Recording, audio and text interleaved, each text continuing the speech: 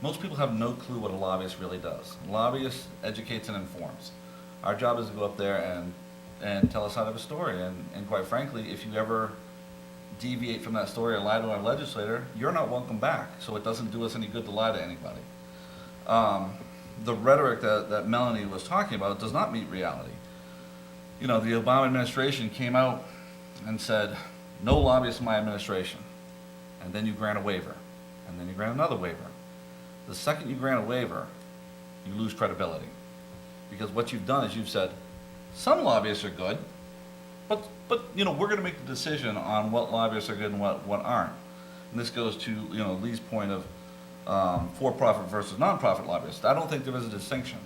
You know, at that point in time, you're making justification on who deserves to have a voice. It's got to be all or nothing, as Rahm Emanuel said. I thought he hit it right on the head there. As Melanie also alluded to, during the Recovery Act stimulus process, we went over and met with the administration, which is something that I wish the administration had actually come to us beforehand. And if you know, in this town, I've never heard of when you're going to regulate somebody that you don't ask that body that you're going to regulate to the table for a conversation first. But it seems that the administration feels that the lobbying community is not welcome at the table, and we'll make the decision and we'll inform you on how that goes. It didn't turn out, you know, when we went over there, we suggested that all communications be put up on the website, because disclosure is a good thing and transparency is a good thing. But we came to find out that that wasn't really what the ban was about. The ban was about, it was an anti-lobbying ban, because it would have been very easy to put all contacts up on the website, just as easy as it is to put up the lobbying contacts. And the CEO of Walmart, or you name the big company, should be put up on the website just as much as any, you know, Rich or myself going to the White House or one of the agencies.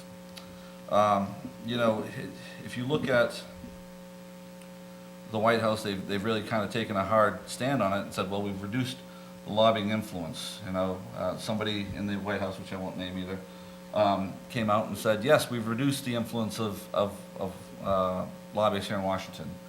Well, it's $3.47 billion later, 2,000 terminations later, and I don't think those 2,000 people that terminated have gone back to Arkansas and become farmers. What the administration has done through their policies is they've driven transparency into the ground and underground.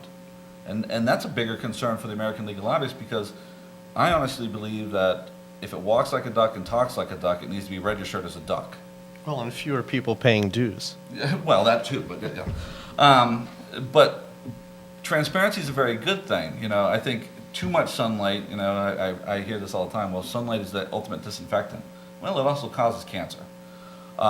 So you got to be careful you don't have, you know, a bright spotlight on one area. It should be all across the board. You know, recently Pew Research came out with a study that basically said lobbying reform rates 19th out of 21 issues that we should be focused on. 19th out of 21. Yet the State of the Union, the president came out and mentioned lobbyists 7 times. It may not seem like a lot, but he only mentioned Iraq 5 times, Afghanistan 5 times, and healthcare only 7 times. So we got to stop pushing the buck off on the lobbyists. It's the lobbyists' fault that nothing's getting done in Washington. We have to remember that lobbyists don't vote, ever. I think we need to get to the heart of it, which is campaign finance reform. I agree with Rich. If I never had to go to a fundraiser again, I would be all for that. And I know a lot of firms here in Washington saying, you know what, we can't, constitutionally, you can't take somebody's opportunity to go to a campaign away from them. But maybe, one of my goals would be that the House and Senate come up with standing rules that they don't ask lobbyists. Plain and simple. That would be great, a great rule. And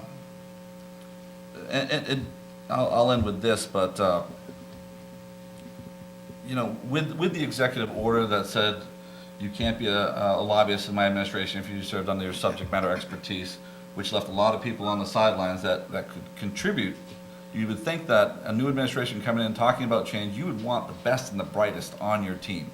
That's what you'd think. And with the ITEX, what's happening, the trade, I'm sorry, Melanie, I agree, I keep thinking that too, the trade advisory committee boards, what you're doing is you're removing people with not only security clearances, but also years of experience in that area. And what are you replacing them with? Or is this a strategy to minimize and marginalize those trade committees so you can create policy that you choose? That's an option too that they may be looking at.